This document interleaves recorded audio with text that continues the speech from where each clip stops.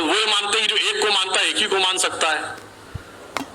मगर हमारे यहां माना जाता था कि एक के साथ हम बहुतों को मान सकते हैं। तो हमारे यहां एक व्यापक स्वरूप था। उस व्यापक स्वरूप को कई बार समझने में गलती, और समझने के बाद कुछ जगहों पे गलती और कुछ जगहों पे बहुत जानबूझकर जो षड्यंत्र रचने का प्रयास किया जाता है वो है। और इसके बाद अब मैं आपको, ये तो चलिए हुआ सांस्कृतिक बात, अब एक यथार्थ व्यवहारिक बात बता देता हूं। आपसे पूछूं, आज से 200 साल पहले भारत में साक्षरता दर क्या थी? 97% के आसपास। और ये किसका डाटा है? हमारा डाटा नहीं है।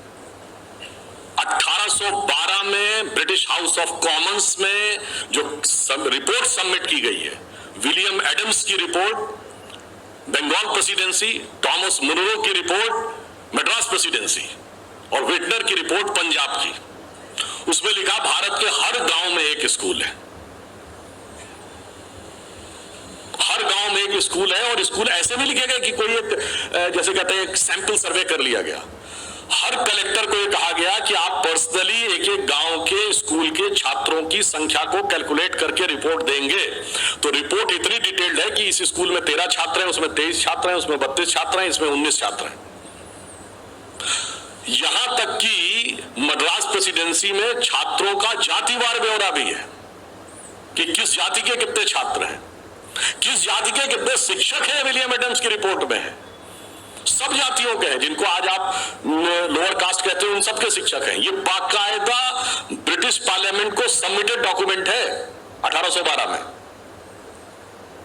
जिसमें एक रिपोर्ट मैंने खुद देखी है। वो चेंगलपुट डिस्ट्रिक्ट के डिस्ट्रिक्ट मजिस्ट्रेट ने 3 अप्रैल 1823 को chairman board of revenue presidency of Madras को भेजी हुई है, जिसमें उसने लिखा कि मेरे तालुके में 561 गांव में 561 स्कूल हैं।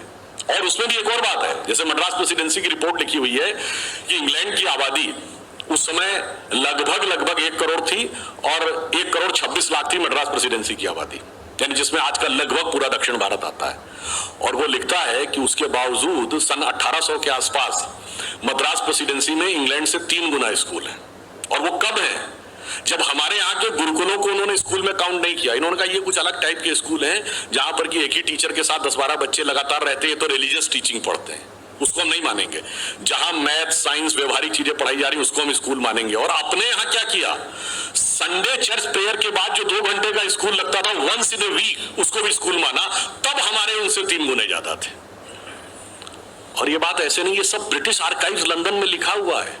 और ये बात मैं ऐसे ही नहीं बोल रहा हूं, अगर किसी को आपत्ति है तो मैं चुनौती के साथ कह रहा हूं, ये बात 1929 में जब राउंड टेबल कॉन्फ्रेंस में गए हैं तो रॉयल सोसाइटी लंदन में महात्मा गांधी ने बोली है। और उसके बाद वहां सर फिलिप हॉटॉक थे, वो भिड़ गए इस बात पे। महात्मा गांधी ने लिखा कि 100 साल पहले भारत की शिक्षा व्यवस्था बहुत अच्छी थी, it was a beautiful tree, जिसको कि अंग्रेजों ने कुरेद कर नष्ट कर दिया। अब वो भिड़ गया, नहीं आप ऐसे कैसे कर सकते हैं। खूब डिस्कशन हुआ, उन्होंने गांधी जी का इंटरव्यू लिया। उसके बाद गांधी जी ने कहा मैं आपको इसका, उन्होंने कहा मुझे इसका वो चाहिए, डॉक्यूमेंट्री एविडेंस। गांधी जी ने कहा डॉक्यूमेंट्री एविडेंस देंगे।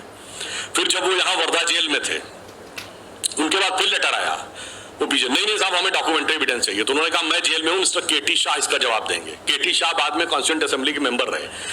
केटी शाह ने दोनों रिपोर्ट कोट करके दी। उसके बाद चौंक तो गए फिलिप हॉटॉक, मगर फिर भी वो मानने को तैयार नहीं थे। उसके बाद 1939 में कलकत्ता यूनिवर्सिटी ने ये पूरी की पूरी विलियम एडम्स और थॉमस मुनरो की रिपोर्ट दोबारा प्रकाशित की। उसके बाद फिलिप हॉटॉक ने चिट्ठियां देना बंद कर दिया। और स्वतंत्रता के बाद, इसीलिए आपने नाम सुना होगा, प्रख्यात लेखक धर्मपाल थे, उन्होंने 7-8 साल जाके लंदन में रिसर्च करके सारे डॉक्यूमेंट निकाले जो भारत में नहीं थे। और गांधी जी का ही जवाब देने के लिए गांधीवादी ने किताब लिखी, द ब्यूटीफुल ट्री। और अफसोस नेहरू के जमाने में नेहरू का विरोध करने के लिए वो जेल चले गए। और उसके बाद ये भारत के पाठ्यक्रम में होना चाहिए था, मगर फिर जो लेफ्टिस्टों का षड्यंत्र आया लेट 60s और अर्ली 70s में, ये सारी चीजें सिस्टमेटिक ढंग से गायब कर दी गई। और उसमें क्या षड्यंत्र था, आज वो सारे फैक्ट्स अवेलेबल हैं, आप लोग जाकर चेक कर सकते हैं। Mitrokhin's archive, KGB in the world part 2 पढ़ लीजिए, भारत के साथ क्या हो रहा था 60 के दशक के अंत या 70 के दशक में।